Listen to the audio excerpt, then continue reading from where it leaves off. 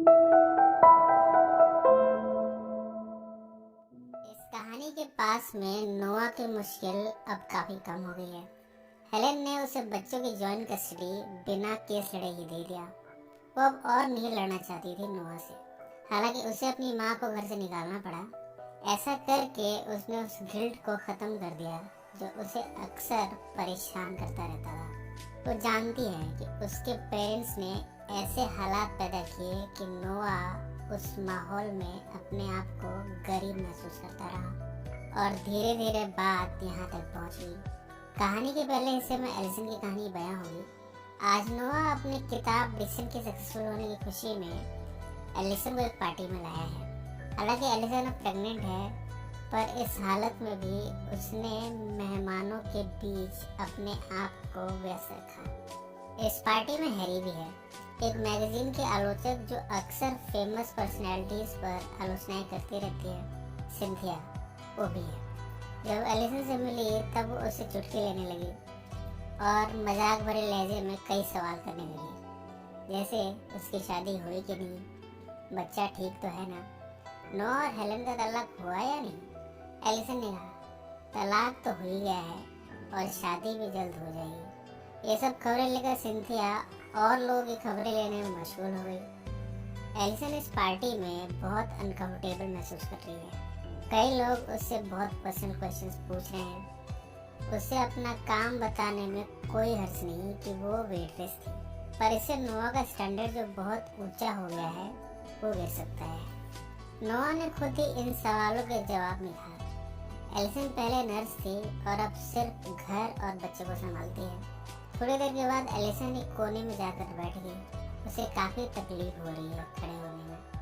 वो नोआ के पास पहुंची और कहा अब हमें चलना चाहिए, एथना भी आने वाली है और मुझसे अब खड़ा हुआ नहीं जा रहा। नोआ ने कहा कहीं बैठकर आराम कर लो या फिर अकेली चली जाओ। मैं इस पार्टी को ऐसे नहीं छोड़ सकता।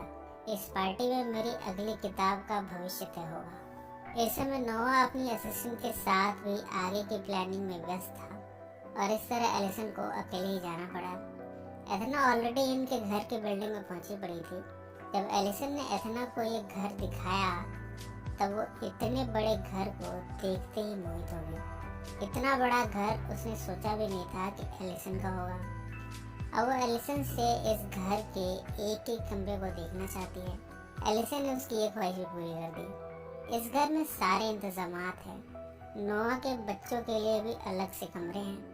जब दोनों किचन में व्यस्त थे तब बातों बातों में एलिसन के उस घर का जिक्र हुआ जो उसे अपनी नानी से विरासत में मिला है।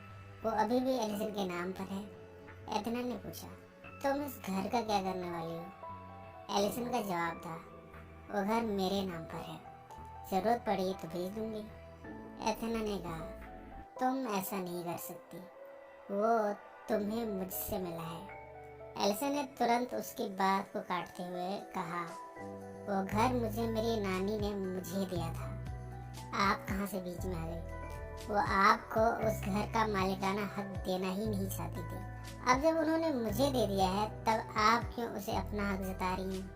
एथना ने कहा जब तुम पैदा हुई थी तब मैंने वसीयत में बदलाव कराया था। मैंने अपना नाम हटाकर वो घर तुम्हारे नाम पर करवा दिया था। मैंने सोचा मैं अपनी बेटी को कुछ और तो दे नहीं पाऊंगी, इसलिए मैंने तुम्हें वो घर दिला दिया। खैर मुझे उसमें कुछ नहीं चाहिए, मैं तो बस यही कह रही हूँ कि इतने महंगे घर का खर्चा नोआ को ही उठाने दो। अगर तुम घर के खर्चे उठाने के लिए वो घर बेच दोगे तो तुम्हारे पास कुछ नहीं बचेगा। और कम से कम इस बच्चे के लिए सोचो। मुझसे वादा करो कि वो घर तुम नहीं बेचोगे। इस समय एलिसन इस मसले पर बात नहीं करना चाहती। वो नहाने चली गई। इशारों से उसने यही कहा कि एथना यहाँ से चली जाए। थोड़ी देर में यहाँ मैक्स और जेन भी आ गए। सब एलिसन के बच्चे के दिल की धड़कनें सुनने की कोशिश कर रहे हैं। इतने में नोआ यहाँ पहुँचा अपनी असिस्टेंट ईडन के साथ। अपने बच्चे के दिल की धड़कनें उसने भी सुनी। सभी जुटे हैं यहाँ इसे सेलिब्रेट करने, पर नोआ जो अपने फ़ोन कॉल्स में ज़्यादा ही व्यस्त है, वो अपने बच्चों से फ़ोन पर बात कर रहे हैं। वो आज भी अपनी असिस्टेंट ईडन को यहाँ लाया है। सभी खाना खा ही रहे थे कि ईडन ने देखा कि सिंथिया ने अपनी साइट पर एलिसन के बारे में और नोआ के बारे में पोस्ट कर दिया। उसने लिखा है, एक हॉट लेखक अपनी गर्भवती गर्लफ्रेंड के साथ और नोआ जो किसी और के साथ शादी के बंधन में है। ये पोस्ट और जगह शेयर किए जा रहे हैं। ईडन ने आइडिया दिया, क्यों ना हम इसे डिसेंट की लिखाई की कहानी से जोड़ दें। ऐसे में हमारी डिसेंट और भी फेमस होगी। हम बताएंगे कि जब तुम दोनों मिले तब दोनों किसी और से शादीशुदा थे। फिर पब्लिक का और भी इसमें इंटरेस्ट आएगा। एक वेट्रेस जिसका पति उसके साथ मारपीट करता था, फिर उसने नोआ का दामन थाम लिया। ये कहानी लोगों को बड़ी इंटरेस्टिंग लगेगी। नोआ को आइडिया पसंद आ रहा है पर एलिसन को नहीं। उसने कहा, तुमने तो कहा था कि ये किताब सच्ची घटनाओं से प्रेरित है, पर इसमें बहुत कुछ बकवास है। तुमने लिखा है कि मैं तुम्हारे गले पड़ गई थी। सच ये नहीं है। तुम आए थे पहली रात मुझे देखने और जब तुमने मुझे कोल के साथ देखा तब तुम्हें पता नहीं क्या हो गया। और तुमने लिखा है कि मैं कोई क्रूएल पागल ड्रग डीलर हूँ।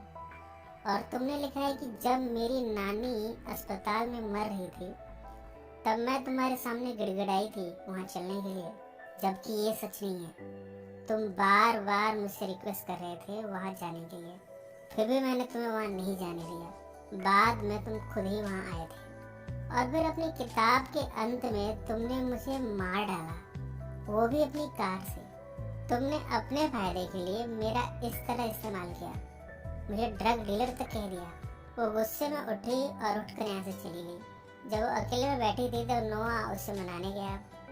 उसने कहा, देखो जो कुछ भी उसमें लिखा है सब काल्पनिक है और हैरी ने मुझसे उसमें चेंजेस करवाए हैं। और अगर तुम चाहती हो तो मैं आगे से इंटरव्यू होगा तब भी हमारे बारे में कुछ नहीं कहूँगा। अगर तुम चाहती हो तो मैं अपनी सारी यात्राएं रद्द कर देता हूँ, वो यात्राएं जो मैंने इस किताब के प्रमोशन के लिए प्लान किए हैं। एलिसन ने कहा, नहीं, मैंने ऐसा नहीं कहा। तुम मुझे एक बात बताओ, क्या तुम्हें वाकई में ये बच्चा चाहिए भी? तुम्हें हम तीनों का परिवार चाहिए या नहीं? तुम्हारा तो ऑलरेडी परिवार है, पर मेरा क्या? और कहीं तुम सच में तो अपनी कार से मुझे मारने वाले नहीं हो? इस पर नोआ थोड़ा मुस्कुराया।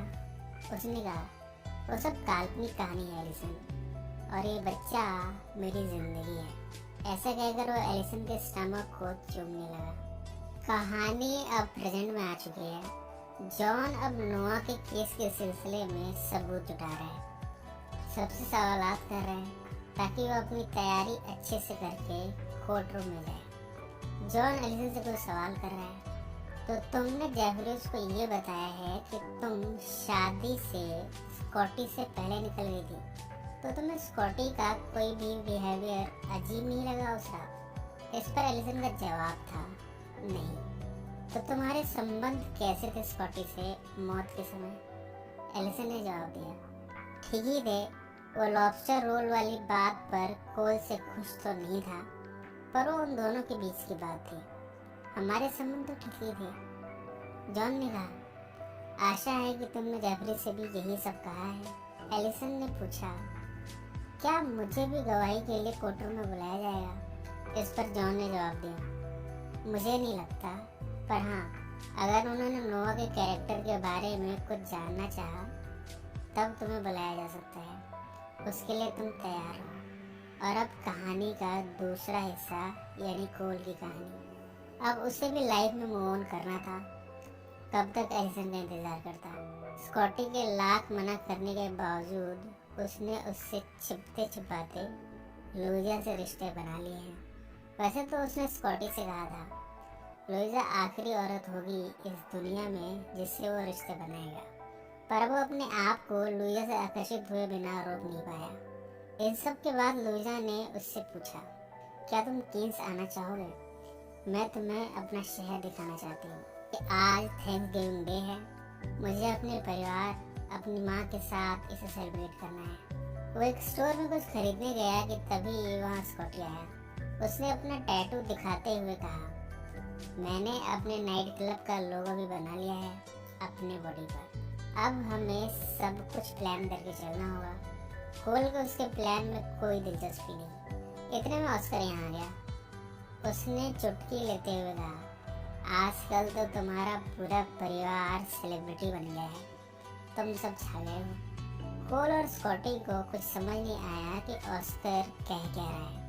इनके चेहरे देखकर ऑस्कर ने आगे भी मजाक भरे लहजे में कहा, लगता है तुम दोनों ने नोआ की किताब नहीं पढ़ी। स्कॉटी ने कहा, हम क्यों उसकी किताब पढ़ने लगे, हमारी तरफ से वो भाड़ में जाए। इस पर ऑस्कर ने कहा, भाई कम से कम एक बार तो तुम्हें पढ़ना ही चाहिए। इस किताब में तुम सब हो, ड्रग्स, गैर कानूनी शराब, यहाँ तक कि उसने हमारे खानदानी झगड़े के बारे में भी सब कुछ लिखा है। और झगड़े के बारे में उसे बताने का श्रेय तो मुझे ही जाता है। भला मैं अपना रोल कैसे नहीं निभाता। कोल अच्छी तरह जानता है कि ये समय बुरा चल रहा है। वो अब ऑस्कर से उलझना नहीं चाहता, इसलिए यहाँ से चला आया। रास्ते में उसने नोआ की किताब डिसन को खरीद ही लिया। अब वो भी जानना चाहता है कि उसके परिवार के बारे में नोआ ने क्या लिखा है। घर आकर उसने इस किताब को पढ़ना शुरू कर दिया। इस किताब को पढ़कर उसके चेहरे के भाव बदल गए। इसमें कुछ ऐसी चीजें भी हैं उसके परिवार के बारे में जो खुद भी नहीं जानता था। जाहिर है ये सब ऑस्कर ने उसे बताया होगा। आज थैंक्सगिविंग की शाम को पूरा परिवार एक साथ बैठा है खाना खाने के लिए। सभी ने ईश्वर को थैंक्स किया इस खाने के लिए, इस जिंदगी के लिए। प्रार्थना की कि हर जगह शांति का माहौल है। सभी एक एक ड्रिंक लेते हुए किसी न किसी को शुक्रिया कह ही रहे हैं। जब कोल की बारी आई तब उसने अपना ड्रिंक लिया और कहा, मैं शुक्रगुजार हूँ नोआ का, जिसने अपनी किताब में हमारा जिक्र किया। उसका ये शुक्रिया कुछ सरकास्टिक था। उसने आगे कहा, उसकी किताब हम सभी को पढ़नी चाहिए। उसने हमारे बारे में तो लिखा है। उसने हमें नाम दिया है रेनहार्ड और हमें कोई तुच्छ ड्रग डीलर बताया है। कोल के मैं चेहरे लौकाटने का, अपना मुंह बंद रखो कोल। कोल ने गुस्से में कहा, हम यही तो करते हैं, अपना मुंह बंद रखते हैं। कोई हमारे ऊपर चाहे अंगारे बरसाए, हम अपना मुंह बंद रखते हैं।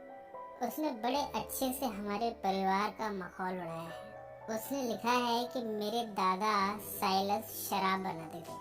स्कॉटी ने उसका ध्यान और बातों की तरफ खींचना चाहा। इस पर वो और भी अग्रेसिव हुआ। रुक जाओ, मैं किताब लेकर आता हूँ, मैं दिखाता हूँ कि उसने लिखा क्या है। वो किताब लाया और पढ़ने लगा। इसमें लिखा है कि उन भाइयों ने गर्मी में लोगों को कोकीन के नशे में रखा। वे अपने आप को मोंटाग के रखवाले समझते हैं, अपने आप को किसी राज दरबार के सरदार समझते हैं, पर ये सब उनके ख्याल हैं। उनके कुल में किसी का भी खून ऊंचे कुल का नहीं है। सब गैर कानूनी शराब बनाने वाले खानदान से बिलोंग करते हैं। उसने लिखा है कि ऑस्कर वजह से जो खानदानी झगड़ा चल रहा है वो हमने शुरू किया था। उसे ये सब ऑस्कर ने बताया है, पर किसी को नहीं पता कि ऑस्कर के दादा ने हमारे दादा साइलस की जमीन पर आग लगा दी थी। वो हमारे दादा के बारे में लिखता है कि वो मौत का धंधा करते थे। मैं तो सोचता था कि इस इंसान को माफ कर दूं इसकी गलतियों के लिए, पर ऐसा कहकर वो चुप हो गया। स्कॉटी ने अपनी माँ से कहा, माँ अब तुम कोल को सच बता ही दो। चेरी ने कहा, बच्चों तुम्हारे दादा साइलस बहुत बुरे इंसान थे, नशेड़ी थे जो अपनी बीवी को पीटते थे, तुम्हारे पिता को भी पीटते थे। और तुम्हारी दादी का ऑस्कर के दादा थॉमस के साथ चक्कर था और वो उससे प्रेग्नेंट भी हुई थी। जब साइलस को ये सब पता चला तब उन्होंने उसे पानी में डुबा दिया। इसलिए थॉमस ने साइलस की जमीन में आग लगाई बदला लेने के लिए। कोल के भाई हाल ने पूछा, अगर ये सब सच है तो हमें पहले क्यों नहीं बताया गया? चेरी ने कहा, क्योंकि इस अतीत को हम भुलाना चाहते थे। तुम्हारे पिता ये सब नहीं बताना चाहते थे। इस पर कोल और भी गुस्सा हुआ। मुझे आपकी बातों पर अब भरोसा नहीं। पहले तो आपने हमें इस खुशफहमी में रखा कि हमारे पास लाखों की ज़मीन है, पर वो पहले ही कर्जे में डूबी हुई थी। ये बात आपने नहीं बताई। चेरी ने उसे समझाते हुए कहा, बेटा ये सब मैंने तुम सबके लिए किया, हमारे खानदान को शाप मिला हुआ है। बोलने का आप क्या अंधविश्वास की बातें कर रही हैं। चेरी ने आगे भी बताया, तुम मानो या ना मानो, बाप के कर्मों की सजा बच्चों को भुगतनी ही पड़ती है और फिर पोते पोतियों को। यही इस दुनिया की सच्चाई है। तुम अपने आप को देखो, तुम्हारी जिंदगी जहन्नुम बन गई है। एलिसन ने तुम्हें छोड़ दिया, मारे मारे फिरते हो, अब तुम्हें और क्या सब चाहिए। कोल को ये सब बातें सच लग रही हैं, पर वो इन्हें डाइजेस्ट नहीं कर पा रहा। वो उठ के गुस्से में यहाँ से चला गया। स्कॉटी उसे रोकने गया। उसने कहा, हमें तुम्हारी जरूरत है कोल, आप इस घर में सबसे बड़े हो, आप वापस आ जाओ। अगर आप चले गए तो एक खानदान मिट जाएगा। यहाँ सब बिखरे हुए हैं, बस आप ही हो जो सब कुछ संभाल सकते हो। इतने में वेटनी यहाँ आ गई। स्कॉटी तो उससे बात ही नहीं करना चाहता। उसने कहा, तुम्हारी वजह से मेरी जिंदगी जेल में कटेगी, तुम यहाँ से चली जाओ। कोल ने कहा, तुम चुप रहो, मैं उससे बात करता हूँ। विटनी स्कॉटी की तरफ जा रही थी, पर कोल ने उसे रोका और पूछा, तुम अपने माँ बाप के साथ आई हो? विटनी का जवाब था, नहीं, मैं ट्रेन से आई हूँ। कोल ने उसे समझाया, विटनी तुम समझने की कोशिश करो, तुम नाबालिग हो, तुम्हें यहाँ नहीं होना चाहिए। इसके बाद वो अपनी गाड़ी में उसे वापस छोड़ने जा रहा है। रास्ते में विटनी ने पूछा, तुमने भी तो मुझे मारने की कोशिश की थी। कोल ने कहा, तुम शायद भूल गई हो, मैंने सिर्फ बंदूक तानी थी और वो तुम पर नहीं बल्कि नोआ पर किया था। मैं माफ़ी चाहता हूँ कि तुम्हें वो सब देखना पड़ा। वो सब हीट ऑफ द मोमेंट में हो गया, पर तुम्हें अब स्कॉटी का पीछा छोड़ना होगा। तुम उसे भूल जाओ। विटनी बड़ी जिद्दी है। उसने कहा, ऐसे कैसे भूल जाओ, मैं प्रेग्नेंट हुई उसकी वजह से, मैं उसकी फिक्र करती हूँ और जहाँ तक मुझे पता है वो भी मेरी फिक्र करता है। कोल ने कहा, नहीं, वो नहीं करता। ज़रूरी नहीं कि हम जिससे प्यार करें वो भी हमसे प्यार करे। देखो विटनी, अभी तुम बहुत छोटी हो, इन सब बातों को तुम इस उम्र में नहीं समझ पाओगे। बस ये समझ लो कि तुम्हें स्कॉटी को भूलना होगा। वो तुम्हारे बारे में सोचता भी नहीं है, उसके लिए ये सब खेल था। ये सब सुनकर विटनी रोने लगी। कोल ने आगे कहा, तुम्हें अपने जीवन के बारे में सोचना होगा, बहुत लंबी जिंदगी है आगे, उसके बारे में सोचो। थोड़ी खामोशी के बाद विटनी ने कहा, तुम्हें पता है कि मेरे पिता ने अपनी किताब में तुम सब का जिक्र किया है, पर उसमें मैं नहीं हूँ, वो मेरी फिक्र भी नहीं करते। कोल ने कहा, तुम समझ नहीं पाओगे। इस समय कोल भी भावुक हो गया था। उसने आगे कहा, तुम्हें पता है मेरे 10वें जन्मदिन पर मुझे क्या इनाम मिला था? मेरे पिता ने फांसी लगा ली थी। मुझे लगता था कि मेरी परवाह नहीं करते थे। तब मैं बहुत छोटा था, पर अब मैं बड़ा होकर उनकी कंडीशन समझ पा रहा हूँ। तुम भी जब बड़ी हो जाओगी तब अपने पिता को समझ पाओगी। जिंदगी हमसे क्या क्या करवा लेती है, तब तुम्हें समझ में आएगा। ये सब सुनकर विटनी ने मन ही मन कोल की बातों को स्वीकृति दी। इस तरह कोल विटनी को नोआ के पास लाया है। नोआ को कुछ पता नहीं कि आखिर हुआ क्या है। विटनी ने कहा, मैं माँ के घर जा रही थी पर आपके पास आ गई। विटनी जब अंदर चली गई तब कोल नोआ को वो सब नहीं कह पाया जो वो गुस्से में कहना चाहता था। वो बहुत अच्छा इंसान है, सबकी भावनाओं और ज़रूरतों को समझता है। उसने कहा, विटनी को लगता है कि वो स्कॉटी से प्यार करती है, उसे थोड़ा वक्त दो, सब समझ जाएगी। नोआ ने उसका शुक्रिया अदा किया, अंदर आने को भी कहा, पर कोल यहाँ से चला गया। अब नोआ को महसूस हो रहा है कि जिस परिवार को उसने अपनी किताब में इतना कुछ कहा, उसी परिवार के एक सदस्य ने उसकी बेटी की इतनी फिक्र की और उसे यहाँ तक ले आया। इसके बाद कोल लुइजा के पास पहुंचा। उसके हाथ में एक शैंपेन की बोतल है। उसने उसे प्रपोज करते हुए कहा, पता नहीं क्या हो रहा है, हर कोई मुझे बिखेरने में लगा हुआ है। जितना अपने आप को समेटता हूँ, कोई ना कोई जख्मों पर नमक छिड़क देता है, पर तुम्हारे साथ कुछ अलग सा लगता है। मैं वादा करता हूँ कि हमेशा तुम्हारे साथ रहूँगा।